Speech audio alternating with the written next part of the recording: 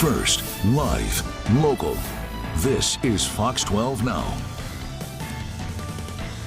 All right, everyone, this is Fox 12 Now. We are live streaming here at the Fox 12 Oregon newsroom, and we talk about things all over the region, including the Vancouver Symphony Orchestra, which has announced their new lineup for the 2026-2027 concert season. We spoke to their maestro, who joined me here on the show, Maestro Salvador Brotons. He is a guy with a lot of energy, as we mentioned during this segment, very entertaining, but also very talented with the Vancouver Symphony. So we found out a little bit more about him and what you can expect for someplace to go to here over the next year or so, what they're going to be having. Let's listen in. Maestro, thanks for joining us to talk about this, talk about the Vancouver Symphony and everything you have going on up there. To start off, though, I was hoping maybe if you wouldn't mind telling us a little bit about yourself and maybe how you came to the organization to begin with. Okay, good afternoon. It's fantastic to be here in Vancouver. Fine, I took the Vancouver Symphony a long time ago. That was in 1991 when I was living here in Portland. I was teaching at Portland State. And then somebody mentioned, okay, you know, the Vancouver Symphony is looking for a new conductor because the former conductor is retiring, and this is a position in an open position. It's a community orchestra. I mean, and you are not going to get paid. But since I was young and I was interested in getting more experience as a conductor, I said, fine, yeah, I will apply. And right away, people mentioned this place, Vancouver has a lot of potential because there's a lot of good people and a good community, and the community wants to have a very good orchestra. And I took it in 1991, as it was, as I mentioned, a strictly community orchestra, plenty of great people, great players that wanted to play, but of course the level was not incredibly good. And we just progressed a lot from that day. I'm talking about 1991. I was 32 at that time. That means I was very young. And little by little, mainly because of the great support that I get from the community, the orchestra was able to grow and to the way it is right now, which is a phenomenal orchestra. I'm very proud to be the conductor. Well, what is it that, for you, wanting to follow this path, and since 1991 you've been there in Vancouver, what is it that you love the most about what you do? Fine. I love the community, I love the players, I love the city, I love the place. Now, I used to live in Portland for 11 years, but then I got several jobs in Barcelona, my original city, and then I moved back to Barcelona. But people said, you could keep playing to conducting the Vancouver Symphony. When I really like the most is the community, the people here that love so much music, that support so much the arts, and the enthusiasm of the musicians also, and the orchestra, and the people that after a concert everybody comes. Oh, it was phenomenal concert, phenomenal the program. Okay, then to see all this excitement, that's what motivates me to come back.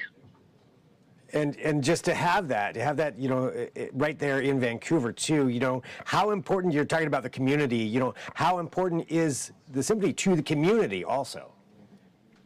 It's crucial. I can't do anything, I can work with the orchestra, I can do great concerts, but if I don't have behind a great organization, a great community that really put the resources, comes to the concert, enjoy the music, and give me feedback. An orchestra, even you can have the best conductor in the world, that if you don't have the help of the community and the people that are organizing the orchestra, you cannot do anything. It's crucial. It's absolutely almost everything. Yeah, and such a special, unique situation there. It sounds like that you have with this place that it sounds like you fell in love with being there. When it comes to these performances for this year, what can people expect for this year? Oh, this coming season is going to be phenomenal. First of all, there are two big pieces that we are participating with the Portland Symphony Choir. that is a big challenge. This Mahler's Second Symphony, the Resurrection Symphony, is a big symphony, one of the longest symphonies ever written, that has a vocal soloist, and also a chorus. And also you need to have an incredible orchestra. We are talking about more than maybe 200 people on the stage. Wow. I mean, it's an incredible piece. And I think we are going to end up the season in May of 2027. But before, we have also the Verdi Requiem, that we'll do that in November, also with the participation of the Portland Symphony Choir, that is a phenomenal choir. I'm very happy to every production that we have done with them. They are very well prepared and enjoying very much conducting them. And it's going to be Verdi Requiem, also demands 4 big soloists, incredibly big voices. Verdi's Requiem maybe is considered his best opera. We are talking about late Verdi, and it's so profound. I mean, Verdi, sometimes the beginning of his operas are a little lighter and very Italian, but this Verdi Requiem is absolutely a Verdi that really expresses very deep feelings. Fantastic music. And then, besides that, we have also Tchaikovsky, Francesca da Rimini, Pastoral Symphony by Beethoven, because it's a Beethoven year. We celebrate 200th anniversary of his death. Also, we have in this coming season that are very important. I mean, that's a lot right there. Yeah, okay. That's maybe that's the most important programs. When you're teaming up with somebody like you mentioned the Portland side of things, when you're having organizations like that come together, what's one of the biggest challenges? The biggest challenge is always to have the excitement of the players to play, and also you need to always program great music. And when you program the music, it's easier to excite the orchestra to play the best, but definitely it's and also pieces that the audience wants to hear. I mean, if you, but it's always my main idea is to introduce new pieces, and also on the same program you have known pieces that everybody knows that will be pleased. Okay, but we are living in the 21st century. We cannot always program all pieces. We need to have this combination, the new pieces that I know that are good, that the people will like it, but they don't know, along with the same program with pieces of the great repertoire. So combining those two and just making sure that it's very important. Yeah. Yeah. Well, for everybody coming out this year, to these performances, maybe there's somebody out there who hasn't been before, who hasn't been to the symphony.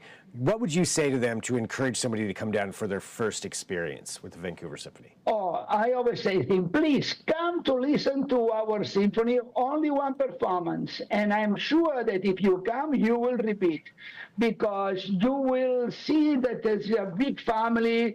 We have also, it's an experience to come to our concerts, not only because of the orchestra and the conductor and the soloists, which are great, but also because we have screens that we can see different angles, the production of different players, my face also in front of them to see the way I cue and I interact with the orchestra. It's an experience that the Vancouver Symphony is doing fantastically well, and I'm sure that I only need for them to come one concert. I know that if they come one concert, they will repeat and will coming back enjoying listening to us. Well, Maestro, I mean, your energy is amazing, and you've got that. I can definitely see why you do what you do, and why you're so good at it. And any final thing that you'd like to say to everybody out there?